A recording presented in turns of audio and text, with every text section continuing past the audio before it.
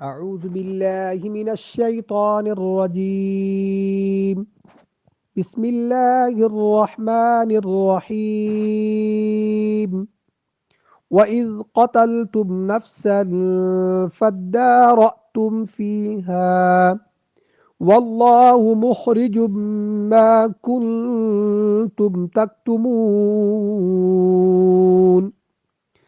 فقلنا اضربوه ببعضها كذلك يحيي الله الموتى ويريكم آياته لعلكم تعقلون.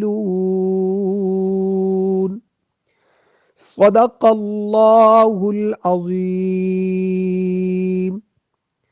سورة البقرہ آیت نمبر 72 and 73 ترجمہ.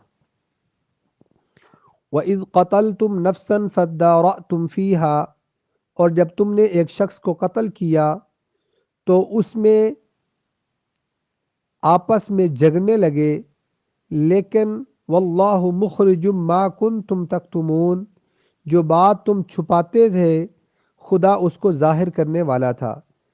فَقُلْنَا اضْرِبُوهُ بِبَعْضِهَا كَذَلِكَ يُحْيِي اللَّهُ الْمَوْتَى، تو ہم نے کہا کہ اس بیل کا کوئی سا ٹکڑا مقتول کو لگاؤ، مقتول کے جسم کے ساتھ لگاؤ، اس طرح خدا مردوں کو زندہ کرتا ہے اور تم کو اپنی قدرت کی نشانیاں دکھاتا ہے، لعلکم تعقلون، تاکہ تم سمجھو. ان دو آیات کی مختصر تفسیر یہ ہے کہ جس طرح کہ آپ پیچھے سن چکے ہیں کہ ایک آدمی کو قتل کیا گیا، پھر جو قاتل تھے وہ طرح طرح کے دوسروں پر الزامات ٹھہرانے لگے، تو اب انہوں نے پھر موسیٰ علیہ السلام کے پاس جاتے ہیں کہ ہمیں بتایا جائے کہ اس کا قاتل کون ہے.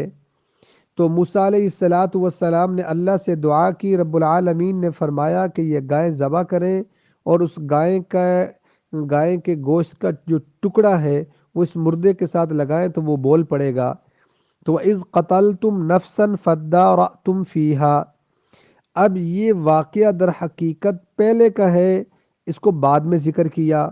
تو پہلے ذکر کرنا چاہیے تھا، بعد میں ذکر کیوں کیا؟ اس کا جواب یہ ہے کہ یہ قرآن جو ہے یہ حکمت کے لیے ہے، یہ ہمیں نصیحت کرتا ہے، یہ کوئی واقعہ یا کوئی سٹوری ایک ترتیب کے ساتھ بیان نہیں کرتا.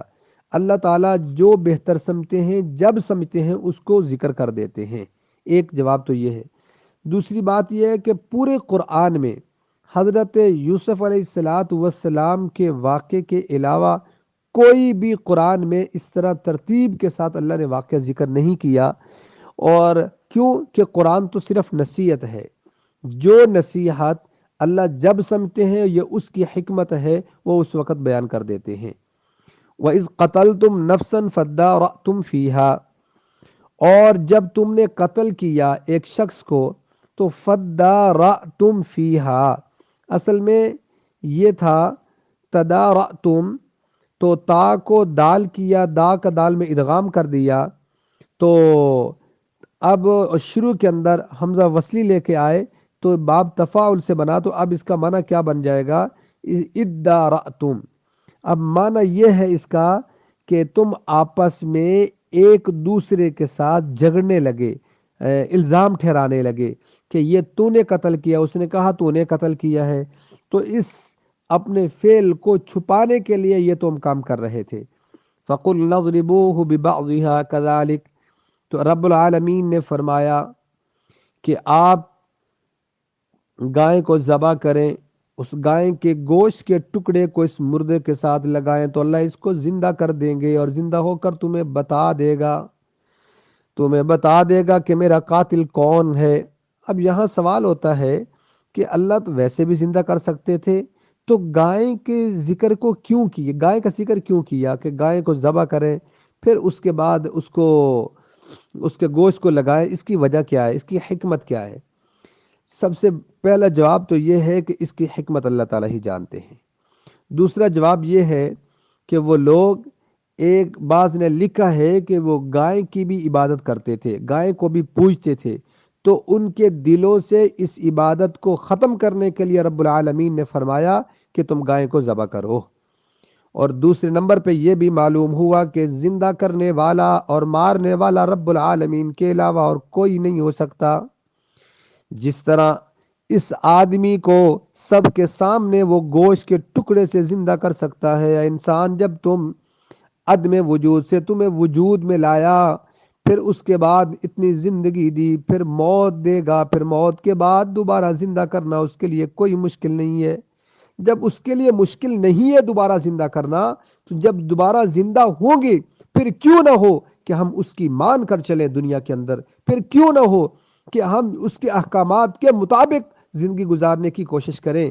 اور فرمایا اگر یہاں اس کی نافرمانی کریں گے تو پھر اس وقت پچھتاوا ہوگا، غمگین ہوں گے، خوف ہوگا، لیکن جو اس کی یہاں مان کے چلتا ہے، جو مان کے نہیں چلتا قیامت کے دن غمگین ہوں گے، پریشان ہوں گے۔ جو مان کر چلتا ہے کل قیامت کے دن خوشیاں ہوں گی، ان پر نہ کوئی خوف ہوگا نہ کوئی غم ہوگا۔